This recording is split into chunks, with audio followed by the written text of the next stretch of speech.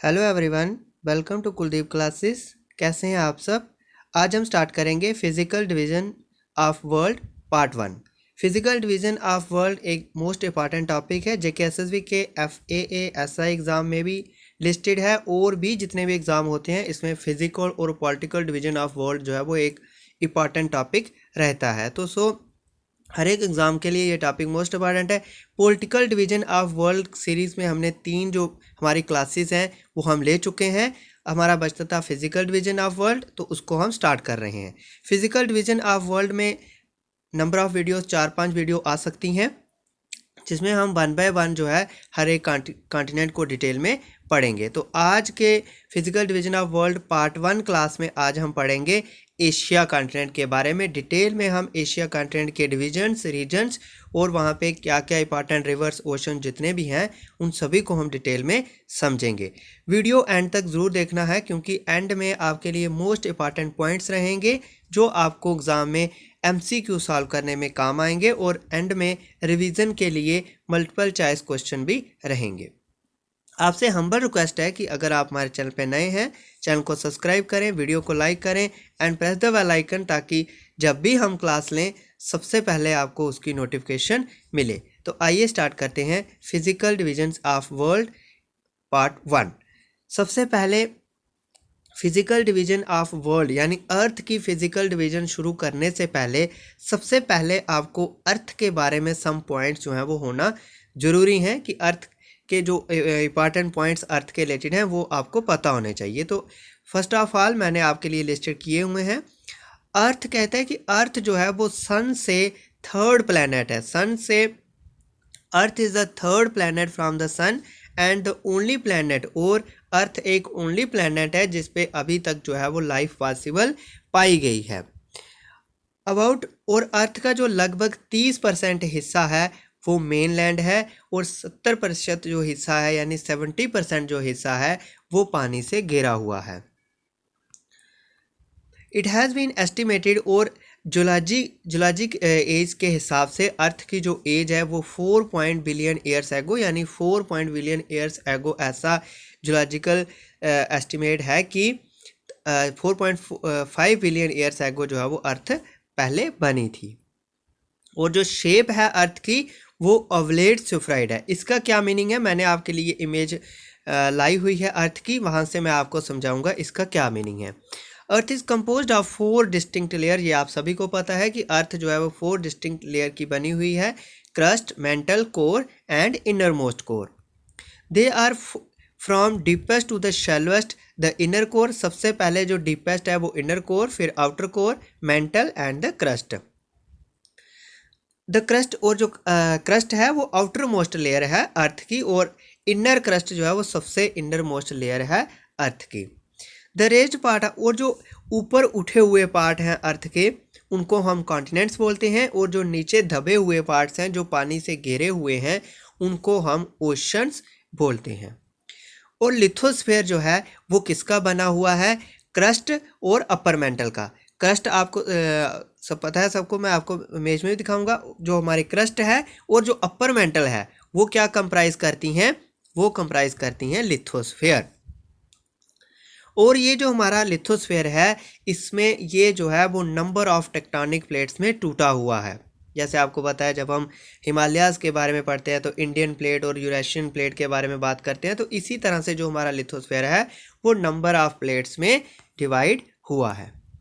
Relative motion of these plates, और इन्हीं plates का, ये जो लिथोस्फीयर है हमारा नंबर ऑफ प्लेट्स में डिवाइड हुआ है, इन्हीं प्लेट्स की रिलेटिव मोशन की वजह से क्या क्या होता है? वॉल्केनिक एक्टिविटीज़ होती हैं, अर्थक्वेक्स आते हैं, माउंटेन बिल्डिंग होती है यानी माउंटेन्स बनती हैं, ओशैनिक ट्रेंच फॉर्मेशन, जो ओशन के अंदर वॉल्केनिक इरप्शन होने की वजह से जो ओशन के अंदर ट्रेंच बनती हैं। जैसे आपको पता है मैरियाना ट्रेंच जो पैसिफिक ओशन में सबसे डीपेस्ट पॉइंट है अर्थ का। तो अलोंग दीज प्लेट्स बाउंड्री, यानी बाउंड्री जब ये एक दूसरे के साथ टकराती हैं ये प्लेट्स, तो ये सारे जो है फीचर्स होते हैं जो मैंने आपको बताए। तो ये कुछ इंपॉर्टेंट पॉइंट्स थे अर्थ के बारे में। अब हम स्टार्ट करते हैं फिजिकल डिविजन्स ऑफ वर्ल्ड, यानी this means physical division of earth. Earth can be physically divided into two major divisions. Earth को हम फिजिकली दो मेजर डिविजन्स में डिवाइड कर सकते हैं, कॉन्टिनेंट्स और ओशंस। और कॉन्टिनेंट मैंने आपको बताया कि अर्थ के वो पार्ट जो ऊपर उठे हुए हैं, जो मेन लैंड वाले पार्ट है, उनको हम कॉन्टिनेंट्स बोलते हैं। और जो वाटर बॉडीज़ हैं जो पानी से घिरी हुई हैं, उनको हम ओशंस बोल रहे हैं। ठीक है, तो आइए अब हम स्टार्ट करते हैं कॉन्टिनेंट। तो सबसे पहले हम कॉन्टिनेंट्स पढ़ लेते हैं। एक continent is a large continuous. Continent क्या होता है? एक लार्ज कॉन्टिन्यूस एरिया होता है लैंड का, जो सराउंडेड बाय होता है सी से and usually consisting of various countries. एक कॉन्टिनेंट एक बहुत बड़ा एरिया जो सराउंडेड बाय समुंदर से भी सराउंड हो सकता है, वो यहाँ कंट्रीज के साथ भी दूसरे कॉन्टिनेंट के साथ भी अटैच हो सकता है। तो एक बहुत बड़ा एरिया जिसमें बहुत सारी कंट्रीज आती हैं, उसी को हम क्या बोल रहे हैं? कॉन्टिनेंट बोल रहे हैं। There are 7 continents on the earth. और जो हमने अर्थ पे जितना भी हमारा एरिया बनता है, मेनलैंड एरिया, उसको हमने 7 कॉन्टिनेंट्स में डिवाइड किया हुआ है। तो मैंने अभी कहा कि जो अर्थ की शेप है वो ओवलेट स्फेरॉइड है। इसका क्या मीनिंग है? इसका ये मीनिंग है कि जो अर्थ की, अभी तक छोटी क्लासेस में सभी पढ़ते हैं कि अर्थ की जो शेप है वो स्फीयर की शेप है, लेकिन एक्चुअली जो अर्थ की शेप है वो ओवलेट स्फेरॉइड की शेप है। बट दिस मीन, इसका मीनिंग ये है कि अर्थ जो है वो पोल पे फ्लैटेंड है, यानी स्लाइटली फ्लैटेंड है पोल पे। पोल पे जो है, यानी यहाँ से इसके कंपैरिजन में पोल पे थोड़ी ज़्यादा फ्लैट है, और यहाँ पे बल्ग है, यानी यहाँ पे इसकी स्लोप जो है वो ज़्यादा है, और पोल्स पे जो अर्थ है वो flat in comparison to this middle point. Earth pole पे जो है वो ज़्यादा फ्लैट है। तो ये मतलब हुआ ओवलेक स्फेरॉइड का। ओके, यहाँ पे आपको समझ आ गई कि अर्थ की शेप जो है वो ओवलेक स्फेरॉइड की शेप में है, यानी जो उसका पोल से जो है वो ज़्यादा फ्लैटेंड है in comparison with the middle. Okay, next हम आगे बढ़ते हैं।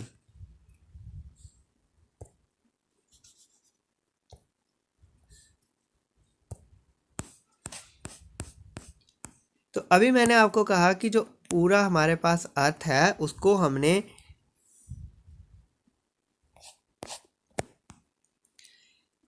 सेवन जो है वो कॉन्टिनेंट्स में डिवाइड किया हुआ है। और ये जो मैंने कॉन्टिनेंट्स यहाँ पे लिस्टेड किए हुए हैं वो इंक्रीजिंग, यानी जो सबसे बड़ा है फिर उसके छोटा, उससे छोटा, इस तरह से। तो सबसे बड़ा जो कॉन्टिनेंट हमारा है एशिया है, फिर उसके बाद आता है अफ्रीका, फिर north America, south America, Antarctica, Europe and Australia. Okay, ये हमारे पास 7 कॉन्टिनेंट्स हैं।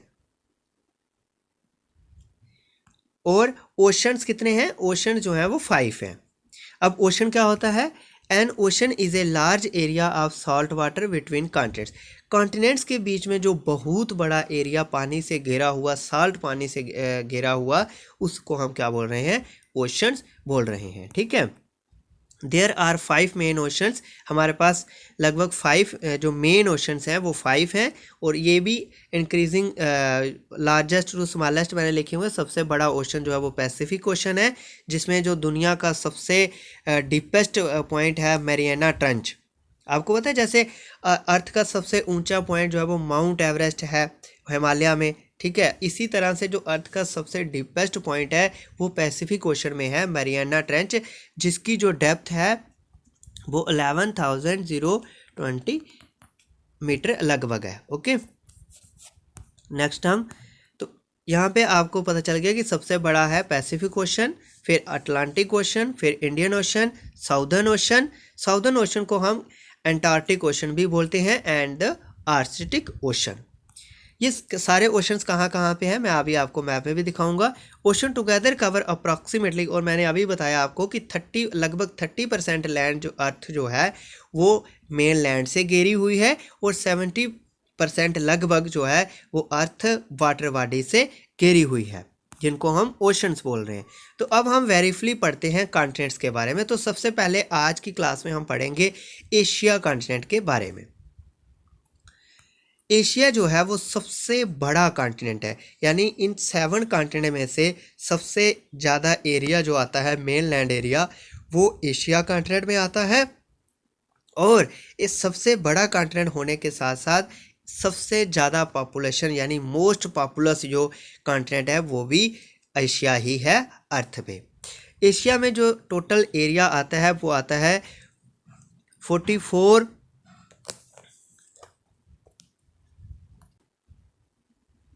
एशिया का जो टोटल एरिया है वो है 44,579,000 स्क्वायर किलोमीटर, और ये लगभग 30% अर्थ का जो टोटल एरिया है उसको कवर कर लेता है सिर्फ Asia continent he. 30% of the earth total land area, यानी अर्थ का जो जितना टोटल लैंड एरिया है उसका 30% एरिया जो है वो सिर्फ एशिया कॉन्टिनेंट ही कवर करता है।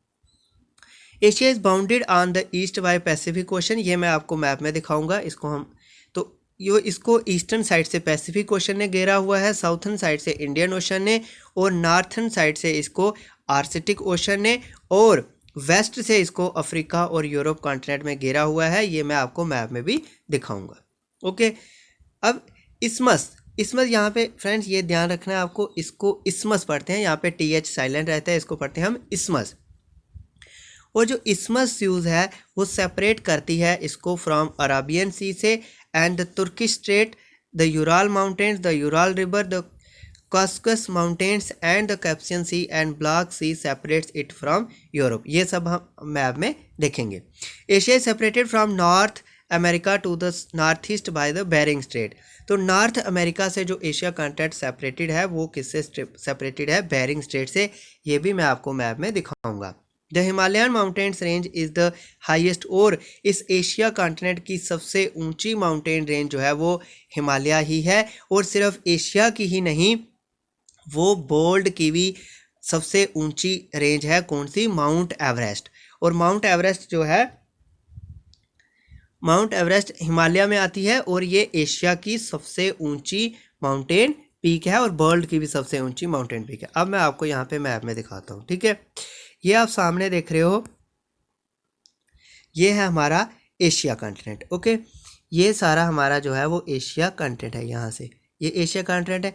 इसको जो है नॉर्थन साइड से ऊपर से आपको सामने दिख रहा है, ये आर्कटिक ओशन है इसके नॉर्थन साइड पे, यहाँ पे इसका पैसिफिक ओशन है, और यहाँ पे इंडियन ओशन है, यहाँ पे ये इंडियन ओशन है, और इसको इस साइड से वेस्टर्न साइड से यूरोप ने घेरा हुआ है, और यहाँ से जो है इसको अफ्रीका कॉन्टिनेंट ने घेरा हुआ है। ओके, यहाँ पे ये इंडिया का मैप है, लगभग यहाँ पे जो है वो यहाँ पे अफ्रीका है। तो ये आ गया आपको कि इसको कहाँ कौन कौन सी बाउंड्री ने जो है वो चारों साइडों से घेरा हुआ। अब हम बात करते हैं कि इसको जो है वो यूरोप से और अफ्रीका से जो है वो कौन कौन सेपरेट कर रहा है। तो मैंने आपको यहाँ पे सबसे पहले बताया कि जो यूराल माउंटेन्स है, यूराल माउंटेन्स जो है वो रशिया में आती हैं। ओके, ये जो यूराल माउंटेन्स हैं ये सेपरेट करती हैं यूरोप को एशिया से। ओके, यहाँ पे ये जो येलो लाइन है ये बाउंड्री दिखा रही है एशिया और रशिया की। तो यहाँ से आपको सामने देखिए ये यूराल माउंटेन्स हैं, फिर यहाँ पे यूराल रिवर भी है, यूराल रिवर भी जो है वो बाउंड्री बनाती है एशिया और यूरोप की। और यहाँ पे फिर तुर्किश स्ट्रेट है। अगर मैं आपको यहाँ पे बताऊँ तो स्ट्रेट क्या होती है? स्ट्रेट एक नैरो चैनल होता है वाटर का, जो दो वाटर बॉडीज़ को ज्वाइन करता है। तो अगर आप पूछो कि यहाँ पे कौन सी दो वाटर बॉडीज़ ज्वाइन हो रही हैं, तो तुर्किश स्ट्रेट जो है वो ब्लैक सी को, यहाँ पे मेडिटेरियन सी है, उसको ज्वाइन कर रही है। तो ये तुर्किश स्ट्रेट जो है वो भी बाउंड्री बनाती है यूरोप और एशिया की। और यहाँ पे एक और बाउंड्री है, ये है कासियस माउंटेन। ये हैं कासियस माउंटेन, ये भी जो है वो एशिया और यूरोप की बाउंड्री बनाती हैं। अब बात करते हैं हम अफ्रीका की। तो अफ्रीका जो है वो एशिया से कैसे सेपरेटेड है? तो यहाँ पे इस्मस ऑफ स्यूज़, ये है इस्मस ऑफ स्यूज़। अब यहाँ पे इस्मस और स्ट्रेट क्या होता है? स्ट्रेट मैंने आपको बता दिया, एक नैरो चैनल ऑफ वाटर होता है जो दो वाटर बॉडीज़ को ज्वाइन कराता है। लेकिन इस्मस जो होता है वो एक नैरो पाथ होता है, एक नैरो पाथ होता है जो दो लैंड मासेस को जोड़ता है। तो इस्मस क्या हो गया? जो नैरो पाथ जो दो लैंड मासेस को ज्वाइन कर रहा है। तो ये जो पास है अफ्रीका और यहाँ पे एशिया के साथ, इसको हम बोल रहे हैं इस्मस ऑफ स्यूज़। ये अफ्रीका को एशिया के साथ जोड़ता है, तो ये बाउंड्री बनाता है इस्मस ऑफ स्यूज़ अफ्रीका और एशिया की। तो ये सारी बाउंड्री जो है वो आपने देख ली। और इस साइड से जो है वो यहाँ पे बेरिंग स्ट्रेट आएगी जो एशिया को सेपरेट करेगी नॉर्थ अमेरिका से, वो भी हम आगे मैप में देखते हैं। तो मैंने बात करी कि जो ईस्टर्न पॉइंट है एशिया का, जहाँ पे ईस्टर्न पॉइंट जो है एशिया का वो सेपरेटेड है नॉर्थ अमेरिका से बाय द बेरिंग स्ट्रेट। तो ये है हमारी बेरिंग स्ट्रेट, ये एशिया को नॉर्थ अमेरिका से सेपरेट करती है। तो यहाँ से आपको क्वेश्चन जो है वो बन सकते हैं। ओके, ये सब मैंने आपको बता दिया कि एशिया जो है वो चारों तरफ से किन किन ओशन से घिरी हुई है और कौन कौन सी जो है वो एशिया की यूरोप के साथ और अफ्रीका के साथ जो है वो बाउंड्री बनाती हैं। तो नेक्स्ट मैंने कहा कि जो अर्थ की शेप, अर्थ की जो लेयर्स हैं वो 4 लेयर्स हैं। सबसे इनर मोस्ट जो लेयर है अर्थ की वो इनर कोर, फिर उसके बाहर कोर, फिर मेंटल, और सबसे जो आउटर मोस्ट लेयर है अर्थ की वो है क्रस्ट। फिर मैंने कहा कि क्रस्ट और जो अपर मेंटल है, क्रस्ट और अपर मेंटल जो बनाती हैं लिथोस्फेयर बनाती हैं, ठीक है। और लिथोस्फेयर जो है वो further number of tectonic plates में डिवाइडेड हुआ है, जिसकी वजह से जो है वो माउंटेन्स बनती हैं, अर्थक्वेक्स आते हैं, वोल्केनिक इरप्शन होती है और बड़े सारे जो है इसके फीचर्स होते हैं, ठीक है। नेक्स्ट पॉइंट है एशिया के बारे में, is the highest, Mount Everest is the highest peak in Asia as well as in the world, ये मैंने आपको बता दिया।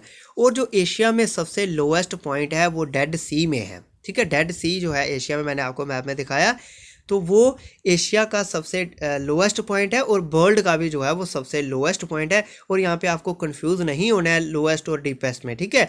डीपेस्ट अलग चीज़ है, लोएस्ट अलग चीज़ है। डीपेस्ट पॉइंट जो अर्थ का बनता है वो मरियाना ट्रेंच बनती हैं, ओके, जो अंडर द सी माउंटेन्स हैं वहाँ पे, ठीक है, मरियाना ट्रेंच, वो डीपेस्ट पॉइंट है। ये लोएस्ट पॉइंट है अर्थ का और ये एशिया का भी लोएस्ट पॉइंट है डेड सी में। अब हम बात करते हैं फिजिकल फीचर्स ऑफ एशिया। तो सबसे पहले हमने एशिया को फिजिकली 5 फीचर्स में डिवाइड किया हुआ है। Asia can be physically divided into following divisions. सबसे पहले ऊपर का जो नॉर्थन है उसको हम बोलते हैं नॉर्दर्न लोलैंड्स, फिर आती हैं सेंट्रल हाईलैंड्स, फिर southern plateau, the great plains and the island. इसको हम मैप में भी देखेंगे, ठीक है। मैं आपको पहले मैप में दिखा देता हूँ, फिर हम आगे चलते हैं।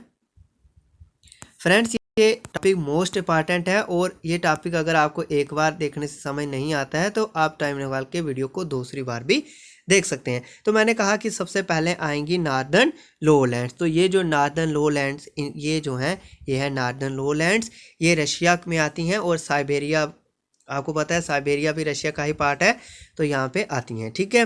फिर उसके बाद आती है ये आगे हमारी सेंट्रल हाईलैंड्स, और फिर यहाँ पे हमारे प्लेन्स आते हैं, ग्रेट प्लेन्स आते हैं, यहाँ पे ये हमारे प्लेट्यूज़ आते हैं, ओके। यहाँ पे फिर हमारी आइलैंड्स आती हैं, ये सारे हम अभी आगे पढ़ेंगे। तो वन बाय वन हम इन डिविजन्स को पढ़ते जाते हैं। सबसे पहली डिवीज़न जो हमारी एशिया की आई वो आई नॉर्दर्न लोलैंड्स। तो नॉर्दर्न लोलैंड्स के बारे में पहले मैं आपको पॉइंट्स बता देता हूँ, फिर हम मैप में देखेंगे। This is the northern part of Asia. जो नॉर्दर्न लोलैंड्स है मैंने अभी आपको दिखाया मैप में कि ये सबसे एशिया का नॉर्दर्न पार्ट है, which is also the central and eastern part of Russia. और ये नॉर्दर्न पार्ट है एशिया कॉन्टिनेंट का और रशिया का जो है वो सेंट्रल और ईस्टर्न पार्ट है। Extends from Ural mountains in the west to Kamchatka peninsula in the east. यहाँ पे कमचटा पेनिसुला भी है एक ईस्ट में, वो भी मैं आपको दिखाऊंगा, और यूराल माउंटेन से कमचटा पेनिसुला तक जो है ये एक्सटेंड करती हैं। It is commonly known as, और आपको पता है इस प्लेन को जो है नॉर्दर्न प्लेन जो मैं कह रहा हूँ नॉर्दर्न लोलैंड, इसको मोस्टली जो है वो साइबेरियन प्लेन बोला जाता है, ठीक है। Lowland which is further divided into 3 divisions, और इस नॉर्दर्न लोलैंड को हमने फर्दर 3 डिविजन्स में डिवाइड किया हुआ है। Western Siberian plain from Ural mountain to river Yenisei, middle Siberian plain from river Yenisei to river Lena, eastern Siberian plain from river Lena to Kamchatka peninsula, and lake Baikal is the largest fresh water lake by volume in the world, is located in Siberia. It is also the world's deepest lake. Okay, ये सब point अब हम map में देखते हैं।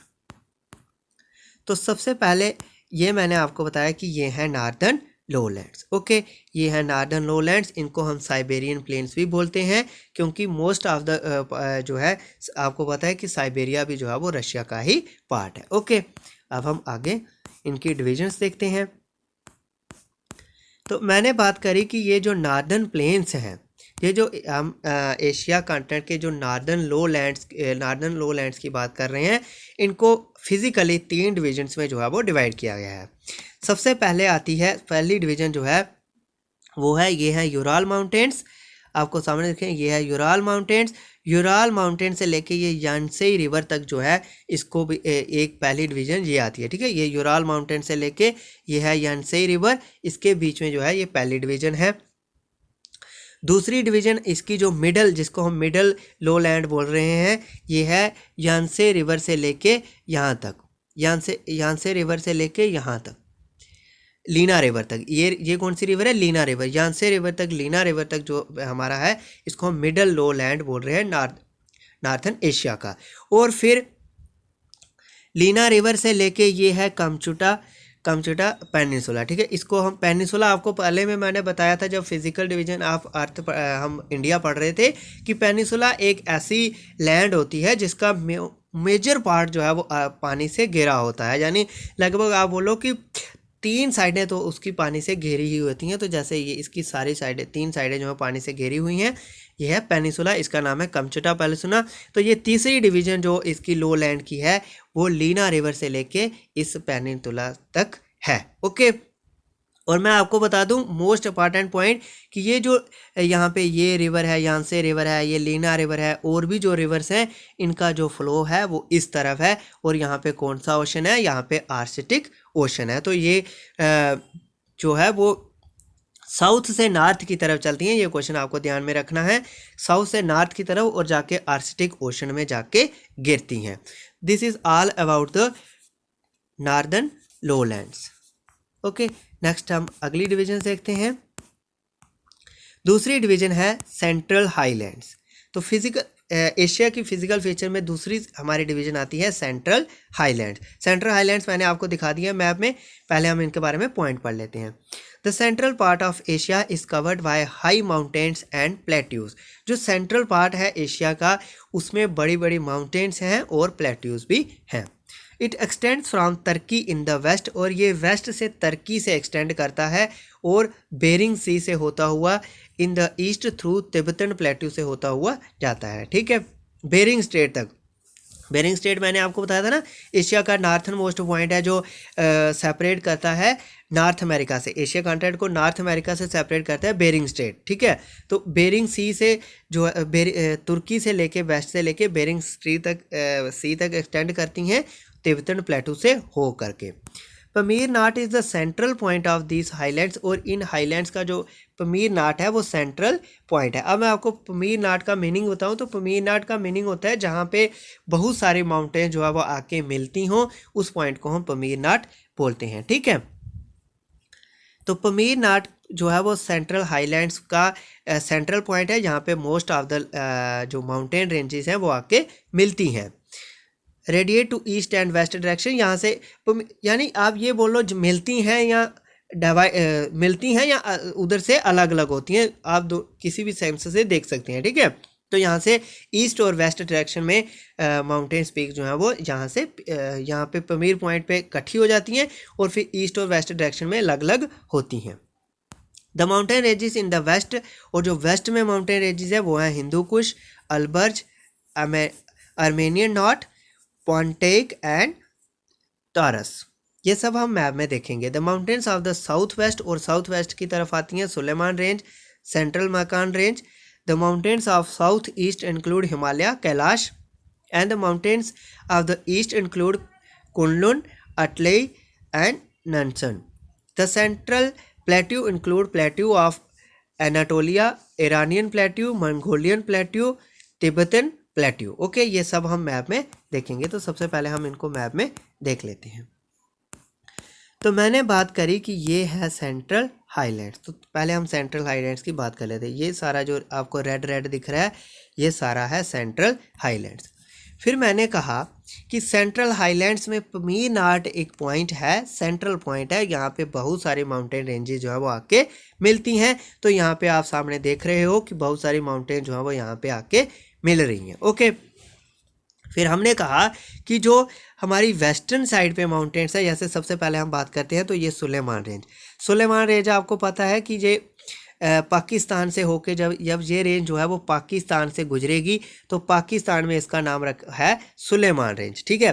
फिर जब ये पाकिस्तान से होते हुए ईरान में पहुंचती है तो ईरान में इसका नाम है जैग्रास, ठीक है। ईरान में ये रेंज सेम ही है लेकिन इनका नाम जो है वो चेंज हो जाता है, तो ईरान में इसका नाम है जैग्रास। फिर ये यहाँ पे अर्मीनियन नॉट है, अर्मीनियन नॉट पे ये फिर मिल जाती है दूसरी माउंटेन के साथ, और फिर यहाँ पे होती हुई यहाँ पे जब पहुँचती है तो इसका जो नाम यहाँ पे आ जाता है टॉरस, ठीक है। यहाँ पे तुर्की में इसका जो नाम है वो टॉरस पड़ता है, ठीक है। ये है सुलेमान रेंज जो आपको इंडिया का फिजिकल जब हम पढ़ते हैं तो वहाँ पे भी आपको यहाँ पे इसकी नाम जो है वो वहाँ पे भी आता है, ठीक है। दूसरी रेंज जहाँ पे जो पमीर नाट से आती है वो है हिंदू कुश। हिंदू कुश भी आपको मैंने बताया था जब हम इंडिया की फिजिकल डिविजन्स पढ़ते हैं तो वहाँ पे हिंदू कुश जो है वो अफ़गानिस्तान से होती हुई जहाँ पे निकलती है, फिर जब ये ईरान में पहुँचती है तो फिर इसका नाम जो है वो अलबर्ज पड़ जाता है, और ईरान से होती हुई जब ये यहाँ पे पहुँचेगी अमीरनार पॉइंट पे मिलेगी, और फिर जब ये तुर्की में पहुँचेगी तो इसका पोंटाइन नाम जो है वो पड़ जाएगा। इस तरह से जो है वो अलग अलग कंट्री में सेम ही रेंजेस होती हैं लेकिन इनका नाम जो है वो चेंज हो जाता है। फिर इसी तरह से जब पमीर नाट से एक ये रेंज आ रही है इसको बोल रहे हैं हम कुनकुन रेंज, और यहाँ पे फिर हमने और यहाँ से यही रेंज आ रही है कोराकोरम रेंज। कोराकोरम रेंज जो है वो मैंने आपको जब हिमालयाज़ पढ़ाए थे तब भी बताया था कि जो कोराकोरम रेंज है आपको याद रखना है कि जो दुनिया की सेकंड हाईएस्ट पीक है जिसको K2 और गॉड अस्टविन बोलते हैं, दुनिया की पूरे वर्ल्ड की सबसे सेकंड हाईएस्ट माउंटेन पीक जो है वो काराकोरम रेंज में ही आती है, आपको याद रखना है। और ये जो हमारी माउंट एवरेस्ट है जो सबसे ऊंची माउंटेन रेंज है वर्ल्ड की, वो ग्रेट हिमालयाज रेंज में आती है, ग्रेटर हिमालयाज रेंज में आती है, और ये काराकोरम रेंज में आती है K2, ठीक है। तो ये काराकोरम रेंज है जो यहाँ से तिब्बत प्लेट्यू से होके गुजरती है। और अब अगर मैं बात करूं इन सेंट्रल हाईलैंड्स में जो प्लेट्यू आते हैं तो यहाँ पे एक प्लेट्यू यहाँ पे भी है तुर्की में, एक यहाँ पे प्लेट्यू है, एक ये है ईरान का प्लेट्यू, ईरानियन प्लेट्यू जिसका नाम है, फिर यहाँ पे एक प्लेट्यू ऑफ मंगोलिया है, ठीक है। और बहुत सारे प्लेट्यू जो हैं वो यहाँ पे छोटे छोटे प्लेट्यूज हैं। ओके, ये हमने पढ़ लिया सेंट्रल हाईलैंड्स के बारे में। अब हम नेक्स्ट डिवीजन पढ़ते हैं। नेक्स्ट जो डिवीज़न है एशिया की वो है साउदर्न प्लेट्यूज़। तो साउदर्न प्लेट्यूज़ में कौन कौन से प्लेट्यू आते हैं? साउदर्न प्लेट्यू में सबसे पहले वेस्टर्न में आते हैं Arabian plateau. This is spread over Arabian peninsula, ये अराबियन पेनिनसुला के ऊपर फैले हुए हैं। This is the part of ancient Gondwana land and composed of old rigid hard rock. The average height of this plateaus is about 2000 metres. Okay, अब मैं आपको यहाँ पे गोंडवाना लैंड क्या क्या मीनिंग है। फ्रेंड, मैं आपको बताऊं कि जब अर्थ जो है बहुत एज पहले जो अर्थ है वो एक ही लैंड मास हुआ करता था, उसको बोलते थे पेंजिया, ठीक है। फिर वो पेंजिया जो है वो 2 लैंड मासेस में टूटा, उसमें से एक लैंड मास आ गया गोंडवाना लैंड। और जब मैंने आपको अपना इंडिया का जो है वो पेनिनसुला प्लेट्यू पढ़ाया था तब भी बताया था मैंने कि ये भी गोंडवाना लैंड की जब गोंडवाना लैंड टूटा था तो तब हमारा इंडियन पेनिनसुला बना था, ठीक है। तो पेंजिया पूरा एक लैंड मास अर्थ का हुआ करता था, फिर वो टूटा गोंडवाना लैंड में, गोंडवाना लैंड और एक और पीस हुआ उसका जिसका एक पीस गोंडवाना लैंड था, और गोंडवाना लैंड फिर फर्दर आगे टूटा हुआ है। तो उसी से ये जो है गोंडवाना लैंड जब टूटा था उसी से ये अराबियन प्लेट्यू बना हुआ है। ये ओल्ड रिजिड हार्ड रॉक का बना हुआ है और ये एक ड्राई प्लेस है क्योंकि यहाँ पे ना तो बारिशें होती हैं और ना ही यहाँ से कोई दरिया गुजरता है। ओके, अब है Indian peninsula. Indian peninsular plateau जो है वो मैंने आपको फिजिकल डिवीजन ऑफ इंडिया में अच्छे से पढ़ा दिया है। अगर आपने हमारी वो वाली क्लास नहीं अभी तक अटेंड की है तो आप हमारे चैनल पे जाके वो वाली क्लास भी देख सकते हैं। उसमें हमने फिजिकल डिवीजन ऑफ इंडिया में पेनिनसुला प्लेट्यू डिटेल में जो है वो आपको यहाँ पर एक्सप्लेन किया है, तो आप वहाँ पर रेफ़र कर सकते हैं। यहाँ पर हम इंडियन पेनिनसुला के बारे में इतना ज़्यादा नहीं बताएंगे, थोड़ा बहुत बता देते हैं कि ये एक टैबुलर अपलैंड है और ये गोंडवाना लैंड का ही पार्ट है and is made up of basalt rock. और ये जो इंडियन पेनिनसुला प्लेट्यू है वो बसाल्ट रॉक का बना हुआ है। ओके, अब हम देखते हैं ये कौन से प्लेट्यू की हम बात कर रहे हैं। ओके, सबसे पहले मैंने कहा कि जो अराबियन प्लेट्यू अराबियन पेनिनसुला से बना हुआ है ये वाला प्लेट्यू, ठीक है।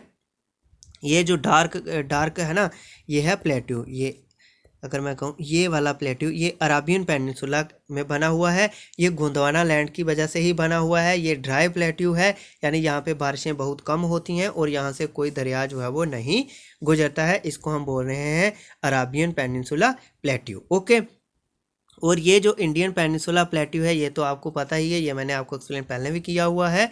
और यहाँ पे एक प्लेट्यू जो है और आता है इंडियन पेनिनसुला प्लेट्यू, और नेक्स्ट जो प्लेट्यू है यहाँ पे और जो प्लेट्यू हम पढ़ेंगे वो है शान एंड यूनान प्लेट्यू। एंड शान एंड यूनान प्लेट्यू जो हैं वो यहाँ पे आती हैं। ठीक है, ये जो प्लेट्यूज़ हैं ये शान और यूनान प्लेट्यू हैं। अब हम इनके बारे में डिटेल में पढ़ते हैं। ओके, यहाँ पे मैंने मैप में आपको दिखा दिया कहाँ कहाँ पे हैं। तो जो इंडियन पेनिनसुला प्लेट्यू है ये ईस्टर्न एंड वेस्टर्न घाट से, आपको पता है इंडियन पेनिनसुला प्लेट्यू को ईस्टर्न और वेस्टर्न घाट्स घेरती हैं, विच जॉइन नियर, और जो तमिलनाडु में नीलगिरी हिल्स हैं वहाँ पे जो है ईस्टर्न और वेस्टर्न घाट जो है वो जॉइन करती हैं एक दूसरे के साथ।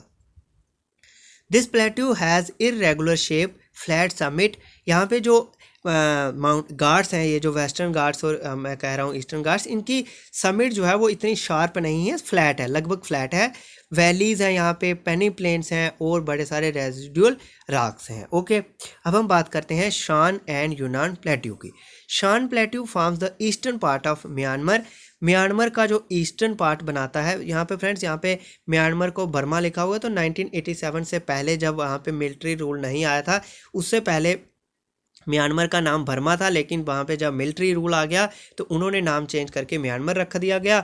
और फिर जब मिलिट्री रूल भी ख़त्म हुआ, अब जब 2008 से लगभग, तो फिर अब वहाँ पे रिपब्लिक ऑफ म्यांमार बोला जाता है। तो यहाँ पे नाम की बड़ी कंट्रोवर्सी है, इसके बारे में हम यहाँ पे डिटेल में बात नहीं करेंगे, सिर्फ आपको इतना याद रखना है कि बर्मा जो है वो म्यांमार का पुराना नाम है। Okay, Shan plateau form the eastern, ये म्यांमार की ईस्टर्न बाउंड्री बनाता है, and form part of the Indo Malayan mountain system. Indo Malayan mountain system जो है उनका पार्ट है। The average elevation of the plateau, और इसकी जो एवरेज एलिवेशन है वो 750 टू 1200 मीटर तक है। अब हम बात करते हैं यूनान प्लेट्यू की। Yunnan plateau is also called Yungui plateau. Highland region है ये, comprising the northern part of the Yunnan province. Friends मैं आपको बता दूं, जैसे इंडिया में स्टेट्स बोला जाता है ना, तो इसी तरह से चाइना में जो है वो प्रोविंस बोला जाता है। चाइना में स्टेट्स नहीं बोला जाता, वहाँ पे जो पॉलिटिकल डिविजन्स होती हैं वो प्रोविंस होती हैं, स्पेशल एडमिनिस्ट्रेटिव रीजन होती हैं। ये मैंने आपको जब पॉलिटिकल डिवीजन ऑफ वर्ल्ड पढ़ाया था तो वहाँ पे मैंने चाइना की भी जो डिविजन्स हैं वो मैंने आपको डिटेल में समझाई थी। अगर आपने हमारी वो वाली वीडियो नहीं देखी है तो आप वहाँ पर रेफ़र कर सकते हैं, पॉलिटिकल डिवीजन ऑफ वर्ल्ड। वहाँ पर मैंने चाइना की जो पॉलिटिकल डिविजन्स हैं वो मैंने डिटेल में समझाई हुई हैं। ओके, और यहाँ पे मैं बात करूँ तो इंडिया में स्टेट्स होती हैं और चाइना में प्रोविंस होती हैं।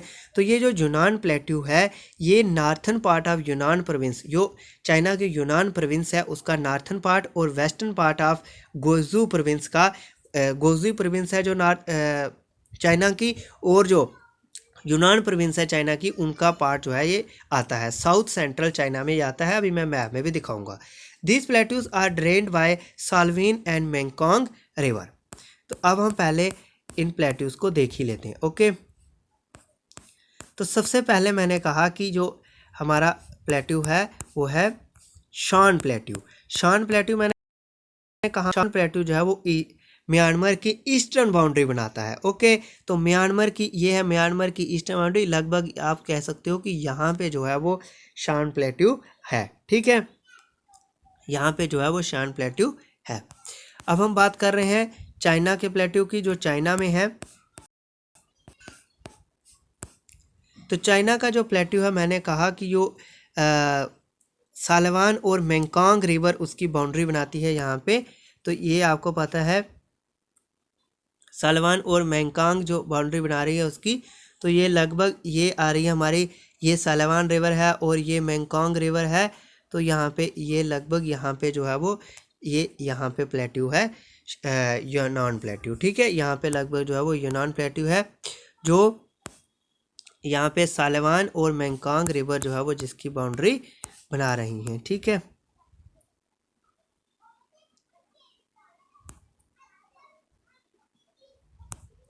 तो अब हम जो फोर्थ फिजिकल डिवीजन है एशिया की वो है द ग्रेट अलूवल प्लेन। जो फोर्थ फिजिकल डिवीजन है एशिया की, ग्रेट अल्यूवल प्लेन, इनको रिवर बेसिन भी बोलते हैं। रिवर बेसिन क्यों? क्योंकि ये रिवर के ही बेसिन्स हैं, ठीक है, और ये प्लेन जो है वो बहुत ही ज़्यादा फर्टाइल है।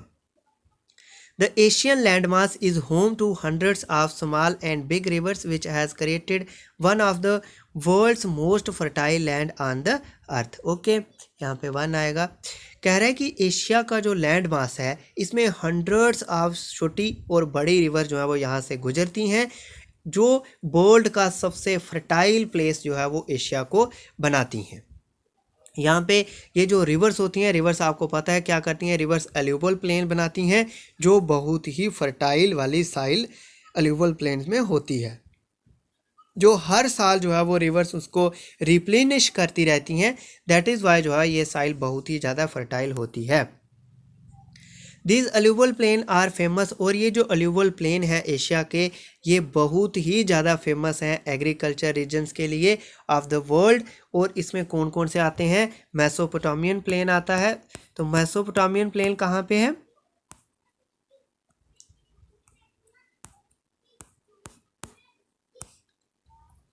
मेसोपोटामियन जो प्लेन सबसे पहले, तो मेसोपोटामियन प्लेन, दूसरा प्लेन आता है Indus valley plain. Indus valley plain तो आपको सबको पता ही है।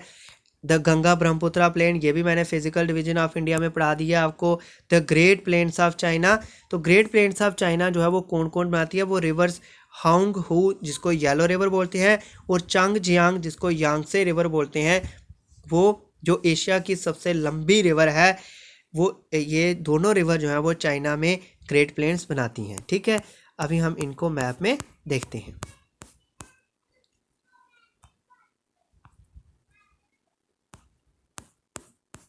तो सबसे पहले मैंने कहा कि आता है मेसोपोटामिया वाला प्लेन। मेसोपोटामिया वाला जो प्लेन है, ये दो रिवर से इसको बनाती हैं। ये दो रिवर इसको बनाती हैं, कौन सी? Euphrates and tigris. ये जो दो रिवर्स हैं यूफ्रेटिस एंड टिग्रीज, ये दो रिवर जो हैं वो इस प्लेन को बना रही हैं, तो इसको हम बोलते हैं मेसोपोटामिया प्लेन। और मॉडर्न डे अगर हम बात करें, ये दुनिया का बहुत ही ज़्यादा जो है वो एग्रीकल्चर रिच एरिया है, और यहाँ पे माना जाता है कि जो सबसे पहली वाली सिविलाइजेशन हुई थी वो इसी प्लेस पे मेसोपोटामिया में ही हुई थी, ठीक है। और अगर मॉडर्न डे में बात करें तो यहाँ पे कौन कौन सी कंट्रीज़ का पार्ट आता है? वो इराक, कुवैत, तुर्की और सीरिया का जो है वो यहाँ पे पार्ट आता है, ठीक है। तो नेक्स्ट हम, तो ये है इंडस वैली। तो इंडस वैली के जो प्लेन्स हैं आपको पता ही है,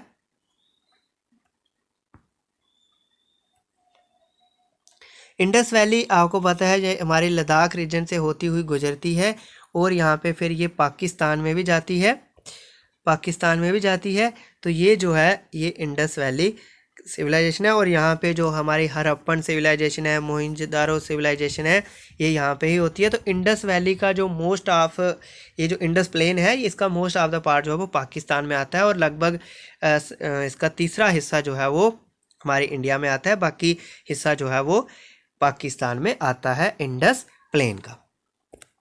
तो नेक्स्ट जो प्लेन है वो है गंगा ब्रह्मपुत्रा प्लेन। तो गंगा ब्रह्मपुत्रा प्लेन जो है वो फिजिकल डिवीजन ऑफ इंडिया में मैंने आपको पढ़ा दिया है, गंगा ब्रह्मपुत्रा प्लेन।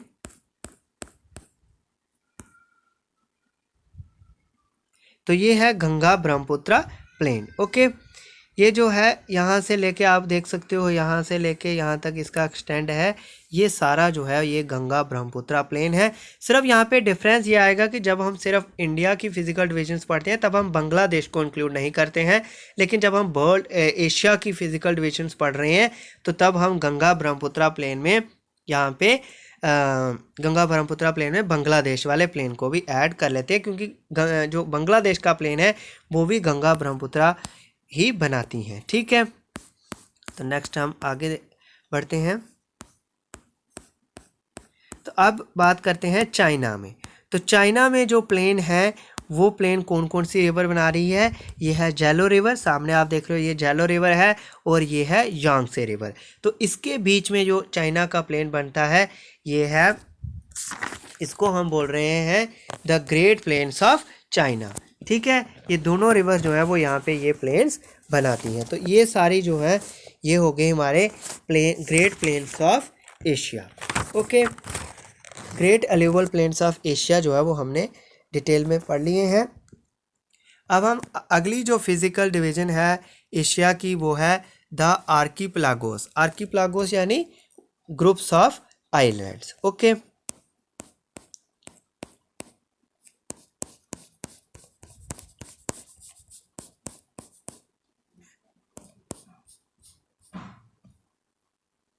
तो नेक्स्ट जो फिजिकल डिवीजन है एशिया की वो है द आर्कीपेलागोस यानी island groups. There are numerous islands near the eastern and southeastern coast of Asia in Pacific Ocean। कह रहा है कि हमारे पास बहुत सारी जो है वो आइलैंड्स हैं पैसिफिक ओशन में। These include Kuril island, Taiwan, Philippines and Indonesia.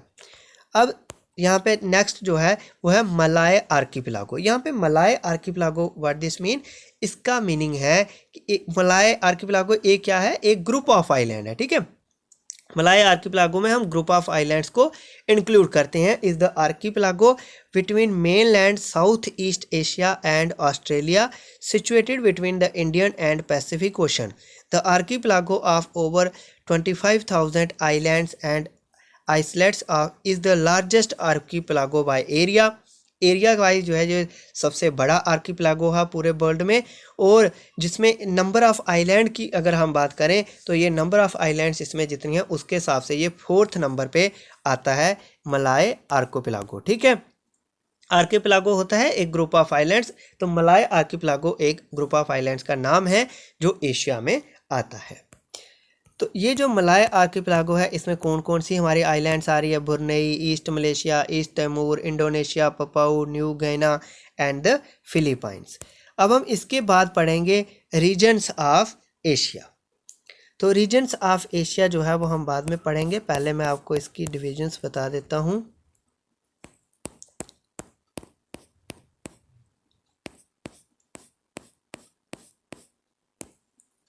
तो ये जो है ना, ये जो ग्रुप ऑफ आइलैंड है, ये जो ग्रुप ऑफ आइलैंड है इसको हम बोल रहे हैं द मलाय आर्कीपेलागो। ठीक है, इसको हम बोल रहे हैं मलाय आर्कीपेलागो।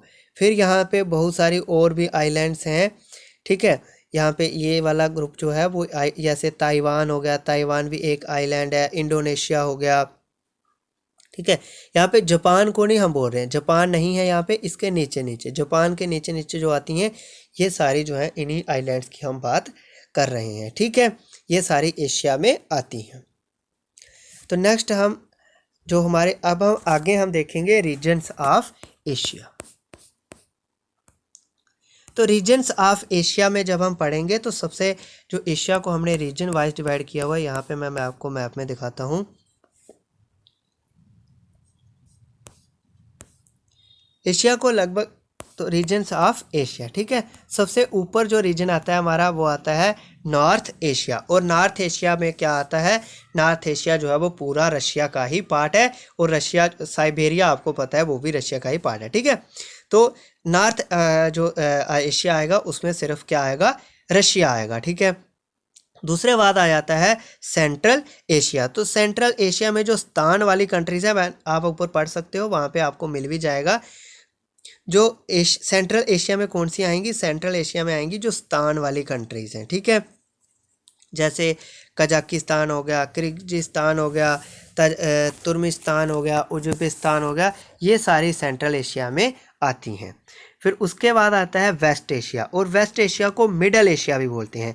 इसको मिडल एशिया क्यों बोलते हैं, क्योंकि जो यूरोप है यानी जो इस साइड कंट्रीज़ हैं, ठीक है, इस साइड यूरोप है, अमेरिका है, उनके लिए ये क्या है, ये मिडल ईस्ट है। ठीक है, ये मिडल ईस्ट है, और ये वाला जो है वो फार ईस्ट है। लेकिन हमारे लिए जब हम एशिया की बात कर रहे हैं, हम अपनी एशिया की बात कर रहे हैं, तो हमारे लिए ये वाला जो हिस्सा है वो वेस्ट एशिया है।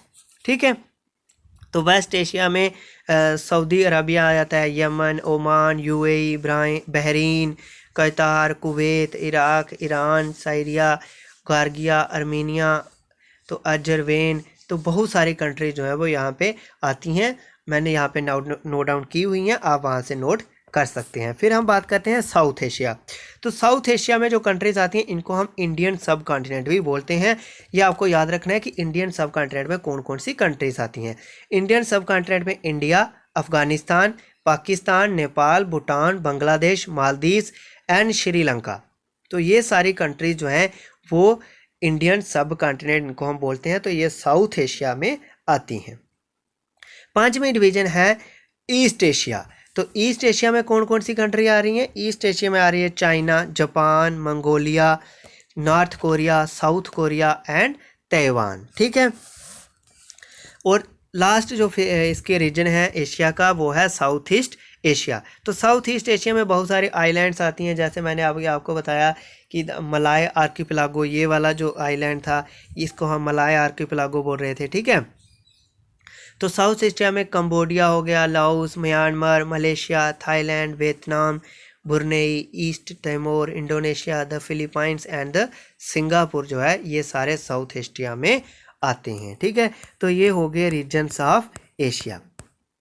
तो यहाँ पे आप तो अब जो यहाँ पे ये मैंने आपको रीजन्स ऑफ एशिया बता दिए सारे, यहाँ पे आप नोट डाउन कर सकते हैं। यहाँ पे मैंने लिखे हुए हैं, अगर आपके कुछ पॉइंट छूट गए हैं तो आप यहाँ से नोट डाउन कर सकते हैं।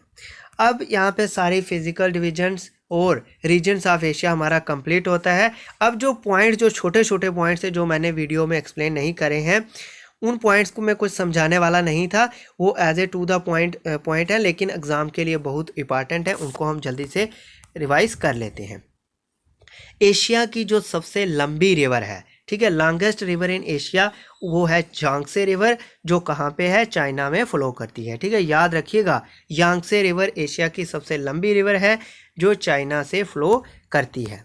बुरनोई जो है वो is the largest island of Asia. Borneo जो है वो एशिया की सबसे बड़ी आइलैंड है। और जो गोबी डेजर्ट है वो सबसे बड़ा डेजर्ट है एशिया का। ठीक है, गोबी डेजर्ट जो है वो एशिया का सबसे बड़ा डेजर्ट है।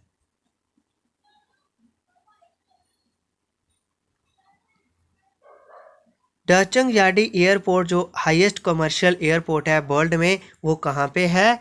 वो सिचुअन चाइना में है। सिचुअन जो है वो प्रोविंस है चाइना की, वहाँ पे ये डचंग यार्डिंग एयरपोर्ट है। ये सबसे बड़ा कमर्शियल एयरपोर्ट है पूरी दुनिया का। The Golden Triangle is the area where the borders of Thailand, Laos and Myanmar meet at the confluence of the Ryak and Mekong। Rack और मेकोंग रिवर मैंने आपको मैप में भी दिखाई थी, तो वहाँ पे ये है, ये गोल्डन ट्रायंगल वाला एरिया वहाँ पे आता है। यहाँ पे ये रयाक और मेकोंग रिवर जो है कन्फ्लुएंस है, और ये बाउंड्री किस किस की है? थाईलैंड, लाओस और म्यांमार की। ठीक है। नेक्स्ट जो इंपॉर्टेंट पॉइंट्स हैं, it is famous for opium production, और ये ओपियम प्रोडक्शन के लिए बहुत ज़्यादा फेमस है। Amur river form part of boundary between China and Russia. ये भी क्वेश्चन आपको आ सकता है कि चाइना और रशिया के बीच में जो बाउंड्री बनाती है वो कौन बनाता है? Amur river. आप मैप में देख सकते हैं, वहाँ पे क्लियरली दिखाया गया है। सायर दरिया एंड अमू दरिया, यहाँ पे सारे दरिया और अमू दरिया, यहाँ पे आपको अमूर रिवर के साथ कंफ्यूज नहीं होना है। अमू दरिया ये दो इंपॉर्टेंट रिवर्स हैं सेंट्रल एशिया की। सायर दरिया जो है वो originating in the Tian Shan mountains flow from Kazakhstan, Uzbekistan, Tajikistan and falls into the Aral Sea. Amu Darya जो है वो ओरिजिनेट होता है फ्रॉम द पमीर माउंटेन्स। ये पमीर माउंटेन्स, सारे पमीर माउंटेन्स हो गए, ताइशान माउंटेन्स हो गए, ये मैंने सारे आपको सेंट्रल हाईलैंड जब एशिया की पढ़ाई तो वहाँ पे दिखाई हैं। ठीक है। तो ये अमू दरिया जो है वो यहाँ से फ्लो करता है और अराल सी में जाके गिरता है। ओम्योंकन इज़ द कोल्डेस्ट परमानेंटली। तो ओम्योंकन जो है ये सबसे ठंडी, और यहाँ पे लोग भी रहते हैं। ठीक है, इनहेबिटेड मीन्स यहाँ पे सेटलमेंट भी है, और ये कहाँ पे है? रशिया में है। यानी रशिया में सबसे कोल्डेस्ट इनहेबिटेड प्लेस जो है ओम्योंकन, वो रशिया में आती है, यानी हमारी एशिया में आती है। ओके, ये थे कुछ इंपॉर्टेंट पॉइंट्स। अब जो है इंपॉर्टेंट लेक्स जो एशिया में आते हैं, तो सबसे पहले आ गया लेक बैकाल।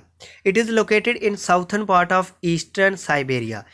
ईस्टर्न साइबेरिया का जो साउथर्न पार्ट है वहाँ पे लेक बैकाल है। Aral sea, it is located between Kazakhstan and Uzbekistan. Amu Darya and सारिया दरिया फ्लो इनटू दिस लेक। मैंने अभी आपको बताया ऊपर, ये दोनों दरिया जो हैं वो अराल सी में जाके गिरते हैं। Lake Vangolu, largest lake in Turkey. Dead sea, it is a rift valley lake. अब मैं आपको यहाँ पे रिफ्ट बता दूँ, रिफ्ट वैली क्या होती है? जब दो टेक्टोनिक प्लेट्स एक दूसरे से डाइवर्ज हो जाती हैं तो जो पीछे लो लैंड एरिया बन जाता है उसको हम रिफ्ट वैली बोलते हैं। डाइवर्ज मीनिंग का है दूर चली जाती हैं। जब दोनों टकराती हैं टेक्टोनिक प्लेट्स तो माउंटेन्स बनती हैं। जब दोनों टेक्टोनिक प्लेट्स एक दूसरे से दूर चली जाती हैं तो वहाँ पे एक लो एरिया बन जाता है, लो लैंड बन जाता है, जिसको हम रिफ्ट वैली बोलते हैं, उसको हम रिफ्ट वैली बोलते हैं। तो डेड सी जो है वो एक रिफ्ट वैली से बना, रिफ्ट वैली की तरह इसका ओरिजिन है। Along the West Bank of Jordan, it is lowest lake in world. ये वर्ल्ड में लोएस्ट लेक है। Jordan river flows into it, और जॉर्डन रिवर जो है वो इस सी में जाके गिरती है, डेड सी में। कैप्सियन सी, फ्रेंड्स ये मैंने जो सी यहाँ पे नोट डाउन किए हुए हैं, ये सी एग्जामिनेशन पॉइंट ऑफ व्यू से बहुत इंपॉर्टेंट है, ये एग्ज़ाम में पूछे जाते हैं। फिर हम बात करते हैं कैप्सियन सी की।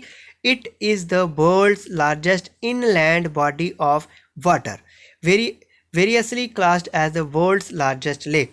कैप्सियन सी जो है वो पूरी दुनिया का सबसे बड़ा लेक है और ये इनलैंड बॉडी भी है वाटर की। इनलैंड बॉडी मीनिंग होता है जो, इनलैंड बॉडी का मीनिंग हो गया जो एक ओशन में जाके नहीं गिरता हो, बॉडी के मतलब लैंड मास के चारों तरफ से लैंड मास से घिरा हुआ हो, उसको हम इनलैंड बॉडी बोलेंगे। ठीक है, इनलैंड बॉडी बोलेंगे वाटर की, यानी चारों तरफ से लैंड से घिरा हुआ है। ओके, तो ये कैप्सियन सी है, ये वर्ल्ड का सबसे बड़ा लेक है। और यहाँ पे कुछ इंपॉर्टेंट रिसीवर्स भी मैंने नोट डाउन की हुई हैं जो एशिया कंटिनेंट में आती हैं, जैसे इंडिया, इंडस जो है वो आपको पता है इंडिया और पाकिस्तान में और अराबियन सी में गिरती है। फिर ब्रह्मपुत्रा है, गंगा, टिग्रीस, यूफ्रेटिस, आईबी, Yenisei, Lena, Ural, Huang Ho, Changjiang China में है, एक्साई जियांग चाइना में, Amur, Mekong, Chao Phraya, Salween, Irrawaddy. ठीक है, ये सारी रिवर्स की मैंने डिस्कशन जो है वो यहाँ पे क्लास में कर ली है, यहाँ से आप नोट डाउन कर सकते हैं। तो अब देखते हैं कि आपको कितनी हमारी क्लास से नॉलेज हुई है। अब करते हैं हम रिवीजन। ठीक है, तो सबसे पहला क्वेश्चन है हमारा कि the plateau of Iran is situated between which of the following mountain ranges.